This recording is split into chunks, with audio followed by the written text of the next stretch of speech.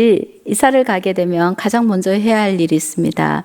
가구나 가전을 집안으로 들이기 전에 먼저 해야 하는 것은 바로 청소입니다. 만일 새로운 집으로 이사를 가는데 청소를 하나도 안 하고 이삿짐을 푼다면 어떻게 되겠습니까? 그런데 설상가상으로 새로 들어갈 집의 옛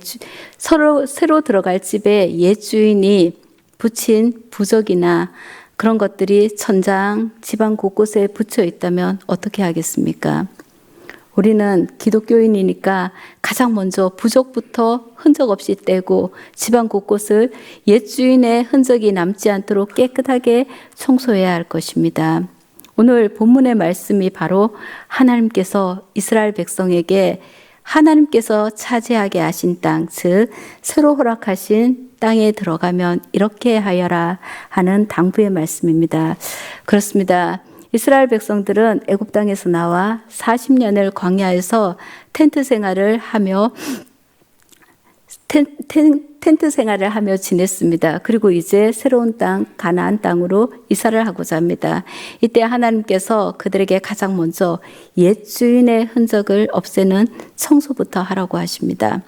가나안 땅에 들어간 이스라엘 백성들이 가장 먼저 버려야 할 쓰레기는 바로 가나안 사람들이 섬기던 우상들과 그 우상을 섬기기 위한 제단들입니다.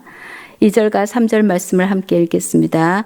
너희가 쫓아낼 민족들이 그 신들을 섬기는 곳은 높은 산이든지 작은 산이든지 푸른 나무 아래든지를 막론하고 그 모든 것을 너희가 마땅히 파멸하며 그 제단을 헐며 주상을 깨뜨리며 아세라상을 불사르고 또 그 조각한 신상들을 찍어 그 이름을 그곳에서 멸하라. 네, 당시 가나안 사람들은 우상을 섬기는 제단을 높은 산과 작은 산과 푸른 나무 아래 등 가나안 곳곳에 설치하였습니다. 하나님이 주신 아름다운 땅을 하나님이 가장 싫어하는 우상들로 도배를 한 것입니다. 그래서 하나님은 그 제단을 헐며 주상을 깨뜨리고 아세라 목상을 불사르고 조각한 신상들을 찍어 흔적도 없이 멸하라고 한 것입니다. 한 군데도 남김없이 말끔하게 청소하라는 말입니다. 사실 가나안 민족들이 이 젖과 꿀이 흐르는 아름다운 땅에서 쫓겨난 이유가 바로 여기에 있습니다. 신명기 9장 4절에서 5절은 이렇게 말합니다. 내 하나님 여호와께서 그들을 앞에서 쫓아내신 후에 내가 심중에 이르기를 내 공의로움으로 말미암아 여호와께서 나를 이 땅으로 인도하여 들여서 그것을 차지하게 하셨다 하지 말라. 이 민족이 악함으로 말미암아 여호와께서 그들을 내 앞에서 쫓아내심이라. 네가 가서 그 땅을 차지함은 네 공의로 말미암음도 아니며 네 마음이 정직함으로 말미암음도 아니요. 이 민족들이 악함으로 말미암아 내 하나님 여호와께서 그들을 내 앞에서 쫓아내심이라. 이렇게 말했습니다. 그럼 가나안 백성들이 무엇이 그렇게 악했습니까? 바로 하나님께서 주신 가장 큰 선물인 인간의 이성으로 주인 되신 하나님을 섬기는 것이 아니라 자신을 위해 우상을 만든 것입니다. 그러면서 그 우상을 섬기기 위해 하나님께서 창조하신 아름다운 자연을 더럽혔습니다. 가나안 주민들로 인해 땅이 더러워지자 하나님께서는 그들을 그 땅에서 쫓아내시고 이스라엘 백성이 그곳을 차지하게 하셨던 것입니다. 따라서 하나님께서는 이스라엘 백성에게 가나안 족속들처럼 쫓겨나지 않도록 그들이 섬기는 우상들과 그 우상을 섬기는 제단과 주상, 아세라 목상을 멸하라고 당부하신 것입니다. 그렇습니다. 경건한 신앙을 위해서는 가장 먼저 모든 범죄의 요소들을 말끔히 제거해야 합니다. 만일 가나안 족속들이 섬기던 신들의 우상들을 파괴하지 않고 그대로 놔둔다면 이것을 본 이스라엘 백성들도 가나안 족속들을 본받아 가증한 우상 숭배에 빠질 위험이 있기에 하나님은 그것을 흔적도 없이 멸하라고 한 것입니다. 우리 또한 마찬가지입니다. 자꾸 보다 보면 익숙해집니다. 따라서 우리 주변에 있는 모든 범죄의 요소들을 우리는 제거해야 합니다. 제거하지 않고는 결단코 경건한 신앙을 유지할 수 없습니다.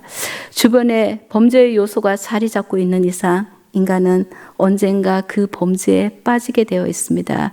이유는 타락하여 죄의 본성을 가지고 있는 인간은 근본적으로 죄의 유혹에 자유로울 수 없기 때문입니다. 우리가 스스로 아무리 성결을 위해 노력한다고 해도 죄의 요소를 가까이 두고 있는 이상 죄의 오염을 피할 수는 없습니다. 어린아이가 물감을 자꾸 가지고 놀다 보면 자연스럽게 옷에 물감이 묻을 수밖에 없습니다.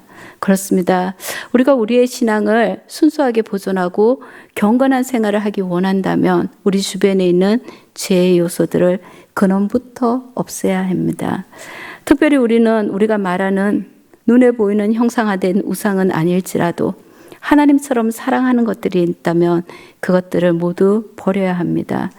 만일 우리에게 하나님보다 더 관심이 생기고 우리의 마음을 끄는 것이 있다면 그것이 바로 우상입니다. 그것은 재물일 수도 있고 권력일 수도 있고 명예, 지식 아니면 나 자신, 탐심일 수도 있습니다. 우리 안에 이러한 우상이 자리 잡고 있다면 우리 또한 가나안 민족들처럼 하나님께로부터 버림받을 수 있습니다. 심판받을 수 있습니다. 하나님께서 사랑하는 자녀에게는 이것을 제거하도록 징계라는 채찍을 드십니다. 그렇기 때문에 우리는 징계받기 전에 이런 나를 한 번씩 점검해 보면서 내 안에 죄의 요소들, 내가 하나님을 내 마음의 왕자에 하나님을 두셔야 되는데 하나님이 아니라 다른 것이 올라가 있다면 그것을 내려놓고 하나님을 올릴 수 있도록 하나님을 그곳에 앉게 하실 수 있도록 우리가 끊임없이 도와달라고 기도하며 나아가야 합니다. 다음으로 하나님의 백성은 세상적인 간습을 버려야 합니다. 여기에서 세상적 간습이란 우리가 거듭나기 이전에 옛사람 때에 가지고 있던 육체의 소욕도로 행하던 모든 습관들입니다. 세상적인 간습에는 앞에서 말한 우상 숭배 외에 음행, 호색, 술수, 원수 맺고 사는 것, 분쟁, 시기, 분냄, 당짓는 것, 분리하는 것, 투기하는 것, 술 취하는 것, 방탕한 것, 이런 하나님의 말씀에 위배되는 모든 것들이 포함됩니다. 우리가 거듭난 하나님의 백성이 된 뒤에도 계속해서 이런 악한 세상적인 간습을 쫓아 행한다면 그것은 우리의 죄를 사하기 위해서 십자가에 죽으신 그리스도의 보혈을 헛되게 하는 것이므로 진정한 의미에서 우리는 거듭났다고 볼 수 없습니다. 따라서 하나님의 백성이 된 후에도 세상적인 간습을 그대로 내가 쫓아 행한다면 그는 정말 내가 거듭났는지 한번 말씀 앞에 자신을 시험하고 확증해 보아야 할 것입니다. 성도 여러분, 아직도 하나님보다 더 사랑하며 섬기는 것이 마음 안에 자리 잡고 있습니까? 아직도 죄의 종노릇하며 즐기던 세상적인 간습들을 쫓아내지 못한 채 살아가고 있지는 않습니까? 우리가 분명히 기억해야 할 것은 우리의 삶에서 이러한 죄의 요소들을 제거하지 않는다면 우리는 결코 참된 하나님의 백성일 수 없습니다. 성경은 말합니다. 주의 이름을 부르는 자마다 모든 불의에서 떠나라고. 그리고 하나님은 말씀하셨습니다. 악은 그 모양이라도 버리라고요. 맞습니다. 우상을 깨끗이 청소하라고 하신 하나님께서는 그 다음으로 이스라엘 백성들에게 당부하신 말씀이 있습니다. 그것은 하나님의 이름을 두시려고 택하신 그곳으로 찾아와 예배드리라는 것입니다. 하나님이 쫓아내신 가나안 족속은 이곳저곳 보이는 곳 아무 데서나 제사를 드렸지만 하나님의 백성인 이스라엘은 그렇게 하지 말라고 하십니다. 13절, 14절입니다. 우리 함께 읽어볼까요? 너는 삼가서 내게 보이는 아무 곳에서나 번제를 드리지 말고 오직 너희의 한 지파 중에 여호와께서 택하실 그곳에서 번제를 드리고 또 내가 내게 명하는 모든 것을 거기서 행할지니라. 아멘. 그렇습니다. 이스라엘 백성들은 가나안 족속과는 달리 오직 하나님께서 택하신 한 곳에서만 예배를 드려야 했습니다. 아무리 멀어도 아무리 시간이 없어도 아무 데서나 내키는 대로 예배하지 말고 하나님의 이름을 두신 그곳, 하나님이 계실 그곳으로 찾아가서 예배를 드리라고 합니다. 이는 하나님을 섬기는 데는 방법이 있는데 그것은 예배를 드리는 자의 소견대로가 아니라 예배를 받으시는 하나님의 뜻에 따라야 한다는 것입니다. 여러분은 혹시 오늘은 내 몸이 너무 피곤한데 집에서 영상으로 예배를 드려야지 하고 생각한 적은 없으십니까? 겨울 새벽은 춥고 무섭기도 하니 집에서 유튜브로 예배를 드려야지 하고 생각하지는 않았습니까? 이것은 엄밀히 따지면 택하신 곳, 하나님의 이름을 두신 곳에서의 예배가 아닙니다. 오늘날 하나님의 이름을 두시고 택하신 곳은 바로 교회입니다. 그리고 예배에 빠져서는 안 될 것이 있는데 그것이 바로 제물입니다. 사도 바울은 로마서에서 너희 몸을 하나님이 기뻐하시는 거룩한 산 제물로 드리라고 했는데, 그렇게 말했는데 제물이 오지 않는다면 그 예배는 참 예배가 될 수 없습니다. 6절은 제물의 중요성을 입증하듯 이스라엘 백성들이 여호와 앞에 드릴 각종 제물을 언급하고 있습니다. 거기에는 번제가 있고 11조와 손의 거제, 서원제, 낙헌 예물, 소와 양의 처음 난 것들이 있습니다. 이 중에서는 의무적으로 드려야 하는 예물도 있습니다. 바로 11조와 소와 양의 처음 난 것들입니다. 신명기 14장 22절은 이렇게 말합니다. 너는 마땅히 매년 토지 소산의 11조를 드릴 것이며, 그리고 레위기 27장 30절도 그 땅의 10분의 1 곧 땅의 곡식이나 나무의 열매는 그 10분의 1은 여호와의 것이니 여호와의 성물이라고 말씀하였습니다. 그렇습니다. 11조는 하나님께서 당신의 백성들에게 의무적으로 바치도록 명한 것입니다. 이것은 기부와는 전혀 성격이 다릅니다. 해도 되고 안 해도 되고 하는 것이 아니라 한 나라의 국민이 국가가 정한 세금을 바치는 것이 의무이듯이 하나님의 선민인 이스라엘 백성에게 11조를 온전히 구별하여 하나님께 드려야 할 의무가 있습니다. 11조를 온전히 드리지 못한 이스라엘 향해 하나님께서는 이렇게 말했습니다. 사람이 어찌 하나님의 것을 도둑질하겠느냐. 그러나 너희는 나의 것을 도둑질하고도 말하기를 우리가 어떻게 주의 것을 도적질하였나이까 하는도다. 이는 곧 11조와 봉헌물이라. 너희 곧 온 나라가 나의 것을 도적질하였으므로 너희가 저주를 받았느리라. 하나님이 이렇게 말씀하셨습니다. 이는 하나님의 소유로 구분해야 할 것을 구분하지 않고 자기 뜻대로 취하고 도적질하였기에 하나님의 복이 임할 그 자리에 복이 아니라 저주가 임하였다고 한 것입니다. 하나님께서는 말씀하셨습니다. 너희의 온전한 11조를 창고에 들여 나의 집에 양식이 있게 하고 그곳으로 나를 시험하여 보라는 것입니다. 너희가 온전한 11조를 드리면 내가 하늘 문을 열고 너희에게 복을 쌓을 곳이 없도록 부을 것인데 그것을 한번 시험하여 보라는 것입니다. 많은 사람들이 자산을 누리기 위해 주식을 합니다.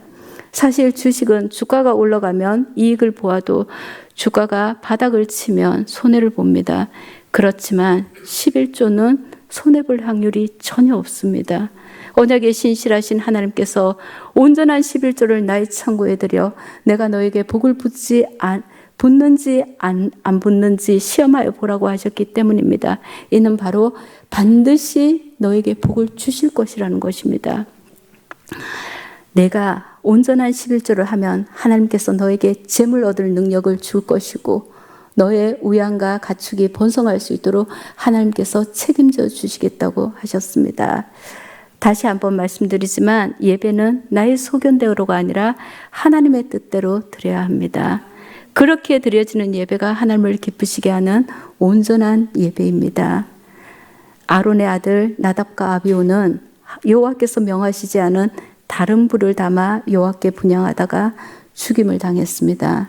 이는 하나님이 명하시지 않은 다른 제물과 다른 예배가 얼마나 잘못된 것인지를 보여주는 사건이었습니다. 11조는 가나안 땅을 앞둔 이스라엘 백성뿐만 아니라 오늘 우리에게도 동일하게 적용됩니다. 하나님께서는 당신의 백성들에게 의무적으로 11조를 바치도록 명령하셨습니다. 그리고 적은 것에 충성된 자가 많은 것에도 충성된다고 말씀하셨습니다. 그러므로 가장 기본적인 기본이 되는 의무인 11조에 충성하지 못한 사람이 다른 어떤 큰 것들에 충성할 수가 있겠습니까? 충성하기 어려울 것입니다.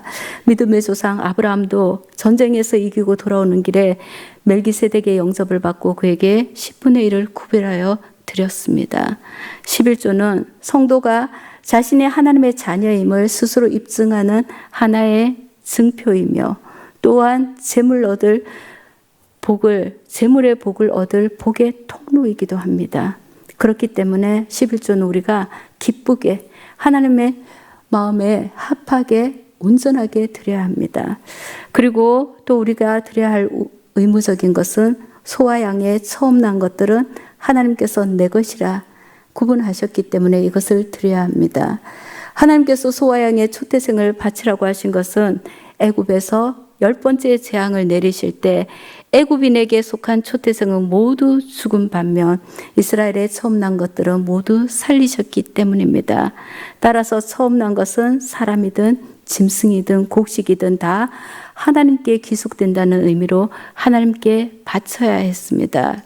우린 여기에서 이스라엘의 장자는 하나님께 안 바치는데 라고 생각할 수도 있습니다. 하지만 이스라엘의 장자는 레위 지파가 대신하여 하나님께 바쳐서 하나님의 일을 한 것입니다. 제가 한번 민수기 3장 12절 13절을 읽어보겠습니다. 보라, 내가 이스라엘 자손 중에서 레위인을 택하여 이스라엘 자손 중에 태를 열어 태어난 모든 맞이를 대신하게 하였은즉 레위인은 내 것이라. 처음 태어난 자는 다 내 것임은 내가 애굽 땅에서 그 처음 태어난 자를 다 죽이던 날에 이스라엘의 처음 태어난 자는 사람이나 짐승을 다 거룩하게 구별하였음이니 그들은 내 것이 될 것임이니라. 나는 여호와이니라. 아멘.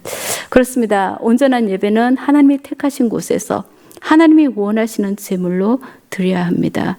오늘날에도 하나님은 우리의 눈에 좋아 보이는 곳에 임재하는 것이 아니라 하나님께서 원하시는 바로 그곳에 임재하시는 분이십니다.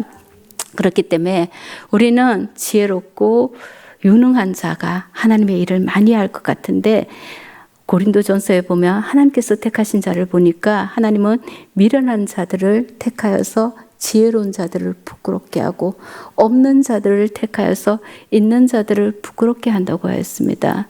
그처럼 하나님의 시선과 우리의 시선이 다르다는 것입니다.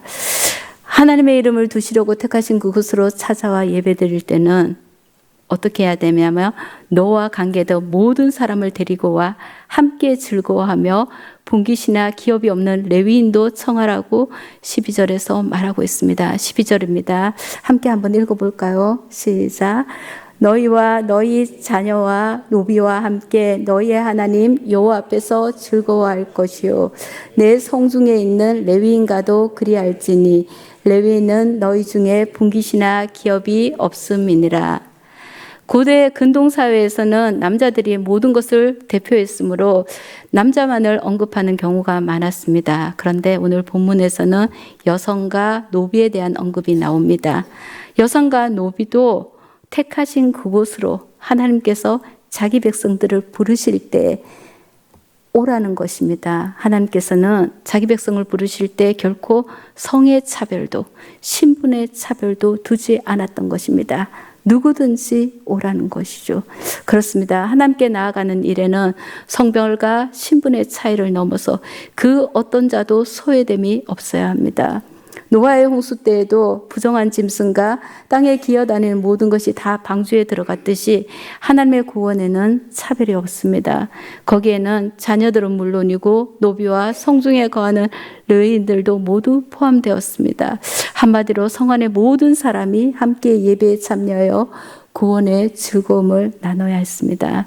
그렇습니다. 성도가 추구해야 할 유익과 기쁨은 개인적인 것이 아니라 공동체적이어야 합니다. 주님께서 가르쳐 주신 주기도문에도 보면은 하늘에 계신 우리 아버지여라고 시작하고 있습니다. 즉 성도는 무엇을 하든지 우리라는 공동체 의식을 가져야 하는 것입니다. 오늘날 많은 사람들이 하나님을 위한다고 하면서도 개인의 유익과 개인의 기쁨만을 추구하는 경향이 있습니다. 이것은 하나님을 위하는 것이 아닙니다.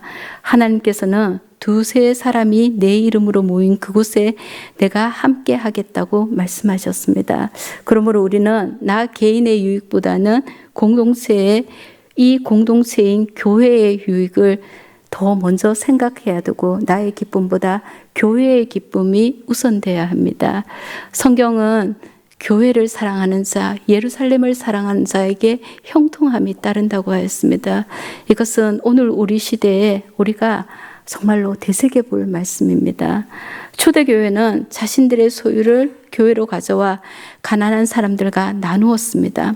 구브로에서 난 레위인족 바나바는 자신의 밭을 팔아 그 값을 구제에 써달라고 사도들의 발 앞에 놓기도 했습니다. 돈이 필요하지 않아서가 아닙니다. 공짜로 생긴 재산이어서도 아닙니다. 개인보다는 교회를, 자신보다는 이웃을 먼저 생각하는 마음 때문이었습니다. 돈이 없으면 가난하게 된다는 사실은 누구나 다 알고 있습니다. 내 것으로 나눠주면 손해볼 것만 같은데 하나님께서는 그렇게 말하지 않았습니다. 주라, 그래야면 내가 도로 줄 것이니 너희에게 흔들어 넘치도록 채워주리라고 말씀하셨습니다. 그래서 그들은 형제들과 교회 전체를 위해서 기꺼이 자신의 재산을 팔아서 내어놨던 것입니다. 사도행전 2장 44절에서 47절이 이렇게 말하고 있습니다. 제가 읽어드리겠습니다. 믿는 사람들이 다 함께해서 모든 물건을 서로 통용하고 또 재산과 소유를 팔아 각 사람의 필요를 따라 나눠주고 날마다 마음을 같이하여 성전에 모이기를 힘쓰고 집에서 떡을 떼며 기쁨과 순전한 마음으로 음식을 먹고 하나님을 찬미하며 또 온 백성에게 칭송을 받으니 주께서 구원받을 사람을 날마다 더하게 하시니라. 아멘. 네, 먹을 것이 풍족하지 않던 시대에 교회만 가면 먹을 것이 있었습니다. 사람들이 사회적으로는 나를 차별하고 가난하다고 없이 여겼는데 교회를 가니 나의 필요를 채워줍니다. 이러니 사람이 어떻게 모이지 않을 수가 있겠습니까?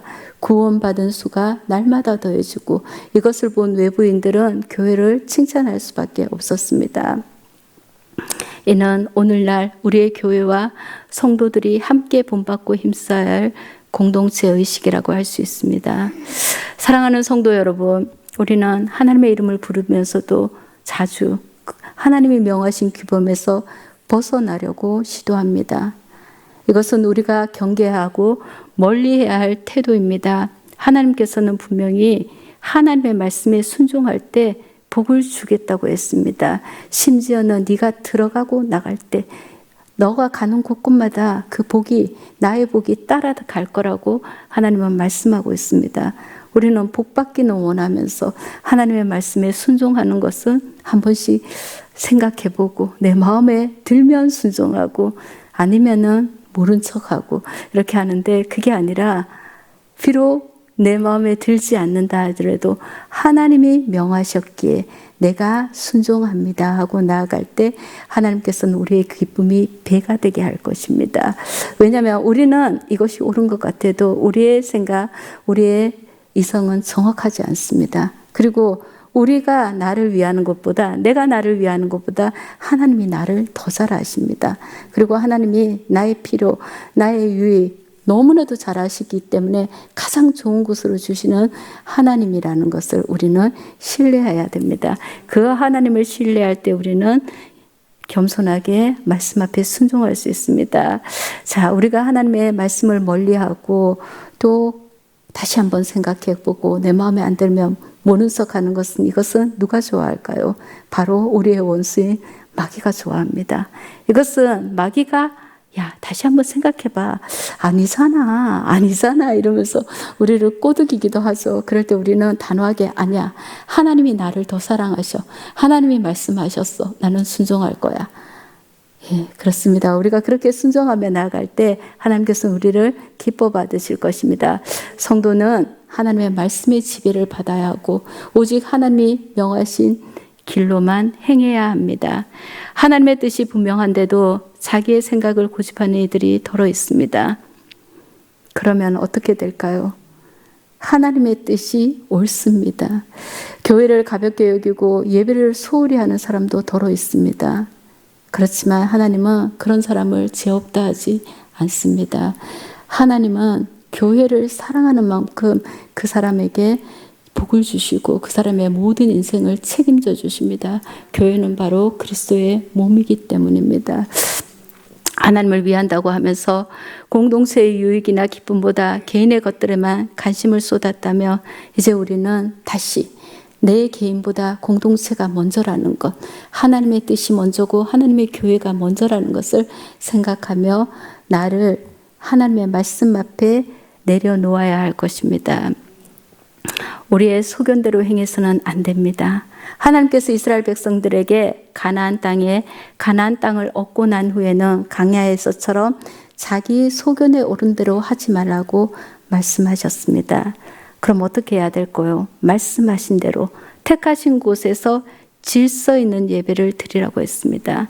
하나님께서는 오늘날도 우리에게 은혜를 베푸시고 우리에게 요구하십니다. 하나님께서 명하신 것을 하나님께서 택하신 곳으로 가지고 와서 예배를 드리라고 말입니다. 아울러 우리가 오늘날 드려야 될 예배는 영과 진리의 예배를 드려야 합니다. 우리 모두 내 소견내 옳은 대로 예배할 것이 아니라 하나님이 명하신 예배를 드려서 하나님을 기쁘시게 하고 또 영과 진리로 예배하면서 예수 그리스도가 우리를 위해서 베풀어 놓으신 구원의 참 기쁨을 누리는 저와 여러분들이 모두 되길 소망합니다.